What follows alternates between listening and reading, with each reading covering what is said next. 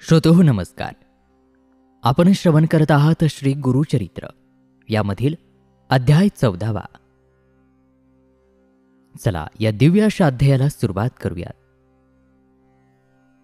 नामधारक सिद्धमुनींना नमस्कार करून जय जयकार करून म्हणाला, अहो योगेश्वर, तुम्ही तर प्रत्यक्ष ज्ञानसागर आहात.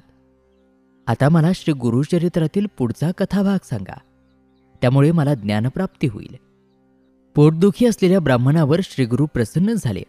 मग पुढे काय झाले ते मला सविस्तर सांगावे. नामधारकांनी अशी विनंती केली असता सिद्धयोगी त्याला म्हणाले, बा शिष्या, श्री गुरुचरित्र म्हणजे भक्तांसाठी कामधेनूच आहे. श्रीगुरूंनी ज्याच्या घरी भिक्षा मागितली त्या सायनदेव ब्राह्मणावर ते प्रसन्न झाले. ते सायनदेवाला म्हणाले, तू माझी सेवा केलीस, त्यामुळे मी प्रसन्न झालो आहे. तुझ्या वंशामध्ये उत्तरोत्तर गुरुभक्त जन्माला येतील. श्रीगुरूंनी असा आशीर्वाद दिला असता सायनदेवाला अतिशय आनंद झाला. श्रीगुरूंच्या चरणांना पुन्हा पुन्हा वंदन केले. श्रीगुरूंचा जय जयकार करीत तो त्यांना म्हणाला, गुरुदेव, आपण त्रयमूर्तीचा अवतार आहात. केवळ अज्ञानामुळे तुम्ही लोकांना मनुष्य वाटता. तुमचे महात्म्य वेदांनाही समजत नाही. तुम्ही प्रत्यक्ष ब्रह्मा, विष्णू आणि महेश आहात. आपल्या भक्तांचा उद्धार करण्यासाठी, त्यांना सन्मार्गाला लावण्यासाठीच तुम्ही मनुष्याचा वेश धारण केला आहे. मी तुमचे महात्म्य वर्णन करू शकत नाही. तथापि माझी एक आपणाला प्रार्थना आहे. माझ्या कुळामध्ये भक्तीची परंपरा कायम राहू. माझ्या कुळातील सर्वांना पुत्र पौत्रादी सर्व सुखे प्राप्त होत आणि शेवटी परलोकी त्यांना सद्गती लाभो. अशी प्रार्थना करून सायनदेव म्हणाला, गुरुदेव, मी सध्या एका मोठ्या संकटात आहे.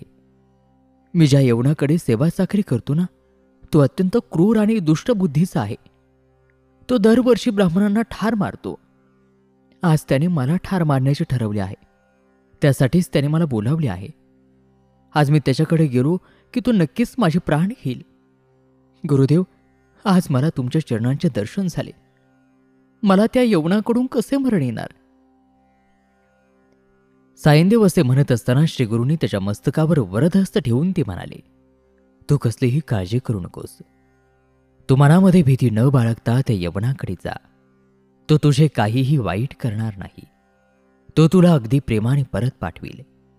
तू परत येईपर्यंत मी इथेच थांबणार आहे. तू परत आला की मी इथून जाईल. तू माझा भक्त आहेस. तुला वंश परंपरागत सर्व सुखे प्राप्त होतील. तुझ्या वंशविधीचा विस्तार होईल. तुझ्या घरी लक्ष्मी कायम निवास करील. तुझ्या कुळातील सर्वजण शतायुषी होतील. श्रीगुरूंनी असा वर दिला असता आनंदित झालेला सायनदेव त्या यवनाकडे गेला. सायनदेवाने यवनाकडे पाहिले तो काय?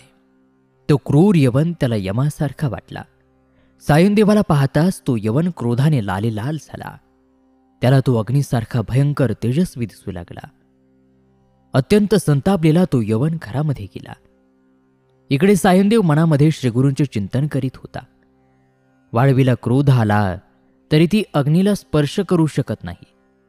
त्याप्रमाणे ज्यांवर गुरुकृपा असते त्यांना क्रूर आणि दुष्ट काय करील बरे? किंवा एखाद्या गरुडाच्या पिल्लाला देखील सर्प कधीही ग्रासू शकत नाही. तशीच त्या ब्राह्मणांवर गुरुकृपा होती.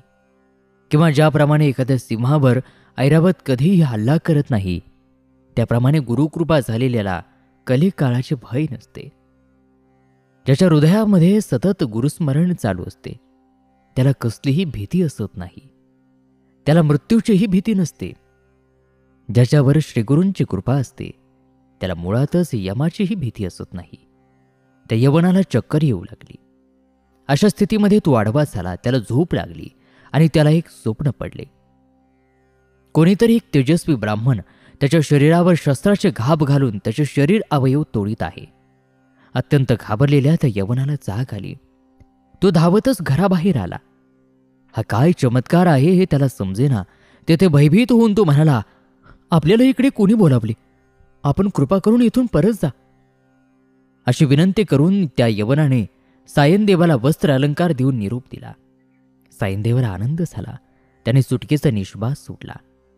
त्याच्या जीवावर बेतलेले संकट नाहीसे झाले होते. त्या यवनाने सायनदेवाला परत जाण्याची विनंती केली असता आनंदित झालेला सायनदेव धावतच श्रीगुरूंना म्हणजे श्री नरसिंह सरस्वतींना भेटण्यासाठी गेला. नदी तीरावर सद्गुरू नरसिंह सरस्वती आपल्या शिष्यांच्या समवेत बसलेले होते. सायनदेवाने श्रीगुरूंच्या चरणांवर मस्तक ठेवले. त्याने श्रीगुरूंचे सवन सुरू केले. त्यांना सगळा वृत्तांत सांगितला. त्यावेळी आम्ही आता दक्षिणेकडील तीर्थयात्रेसाठी जात आहोत असं श्रीगुरूंनी सायनदेवाला सांगितले.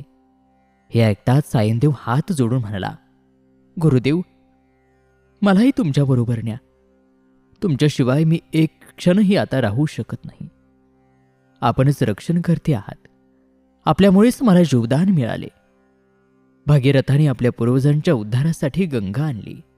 त्याप्रमाणेच तुम्ही मला भेटला आहात. आपण भक्तवत्सल आहात. मग माझा त्याग का करता? आता काहीही झाले तरी मी आपल्याबरोबरच येणार. असे म्हणून सायनदेव श्रीगुरूंच्या चरणांना मिठी मारू लागला. सायनदेवाने अशी विनवणी केली तेव्हा प्रसन्न झालेले श्रीगुरू नरसिंह सरस्वती त्याला समजावीत म्हणाले, सायनदेवा, आम्ही दक्षिणेकडील तीर्थयात्रेसाठी जात असलो तरी 15 वर्षांनी पुन्हा तुला दर्शन देऊ. आम्ही तुझ्या गावाजवळच राहू. मग तू आपल्या पुत्र कलत्रांसह मला भेटायला ये. आता तू कसलीही चिंता करू नकोस. तुझी सर्व संकटे नाहीशी झालेली आहेत. असे हे आश्वासन देऊन श्रीगुरूंनी सायनदेवाच्या मस्तकावर वरदहस्त ठेवला. मग ते आपल्या शिष्यांसह तीर्थयात्रा करीत वैजनाथ क्षेत्री आले. तेथे ते गुप्तपणे राहिले. ही कथा ऐकल्यावर नामधारकाने सिद्धमुनींना विचारले, श्रीगुरू नरसिंह सरस्वती वैजनाथ क्षेत्री गुप्तपणे का राहिले? त्यांचे जे शिष्य होते त्यांना त्यांनी कोठे ठेवले? सर्व इच्छा पूर्ण करणारे श्री गुरुचरित्र म्हणजे साक्षात कामधेनूच आहे. सिद्धयोगी ते नामधारकाला सविस्तर सांगत आहेत. श्री गुरु नरसिंह सरस्वती दक्षिणेकडे तीर्थयात्रा करत गेले. ती सुरस कथा आपण पुढील अध्यायामध्ये श्रवण करणार आहोत. तुर्तास या अध्यायामध्ये इथेच थांबूयात. ती कथा ऐकण्यासाठी मन एकाग्र करा आणि पुढील अध्यायामध्ये श्रीगुरूंच्या दिव्य लीलेची ती कथा आपण अवश्य श्रवण करा.